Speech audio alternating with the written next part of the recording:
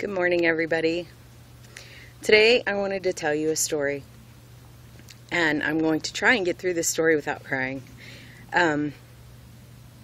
Those of you that know me know that my parents passed away 4.5 years ago. My mother and my father, they grew up, raised me in healthcare and around nursing homes and around death and dying and sick people, and it was part of their nature. My parents moved me from West Virginia to Arizona, and when I got here 10 years ago, my mother got really sick with dialysis. She had kidney problems, so she had dialysis a lot, and my father had a heart condition, and so they came to Arizona to pretty much, be in a healthy environment. My father was a magical person, and so was my mother, but 10 years ago, I kind of met a woman through them that was helping take care of my mother, and she was a medicine woman, and she was a Native American, and her name was Annie Rayburn. And she had taught us a lot of things about, healing and the soul and, magic and moments and what our family was and could be. And she nurtured my mother as well as I did. That being said, I was the caregiver for my mother for a long time, and I started going on to my inner journey and looking for answers of, what is death and what is dying like, and I explored a lot of things. But in that process, I learned that we were manifesting a lot of things because we were, they were sick all the time, and it wasn't a situation where it was happy all the time.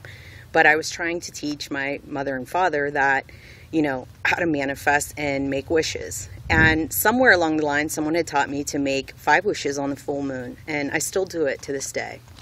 My father was very old school and stubborn, and I would always ask him, it's the full moon, make your 5 wishes, and he would kind of go, yeah, I'm making my wishes. And I never thought he was really doing it. I would never ask to see his wishes. And my father wrote everything on a legal pad because he carried it everywhere with him and wrote everything down because he was marvelous. And my mother and I would write them together, so I knew that she was always writing them. Now, I didn't ask to see my mother's wishes, but, when my father died, it was unexpected and sudden, and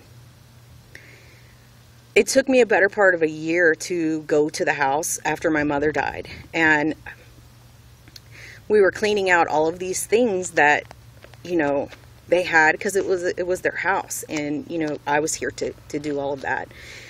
But the funny thing is I kept walking into the bedroom and I kept looking for something. I had no idea what I was looking for. No idea. And finally, I just got down on my hands and knees and I found a piece of paper that was his legal paper, folded up, and I opened the paper.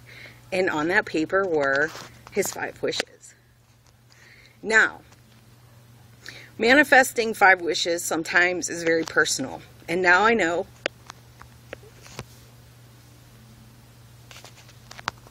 why he never showed them to me. Because they were really his 5 wishes on how he wanted to die and how he wanted his family to live after. This to me was a huge gift in many ways, because it showed me that he was listening to me. But it also showed me that he wanted to go in a way he wanted to go. But in his 5 wishes, he didn't just wish for him, he wished for his children and his grandchildren at the same time. And today, I would like to share those wishes from my father. So bear with me. Here it is. He said his 5 wishes. Number 1 was the most important to him. I wish for all our children and grandchildren to love each other and be happy and healthy.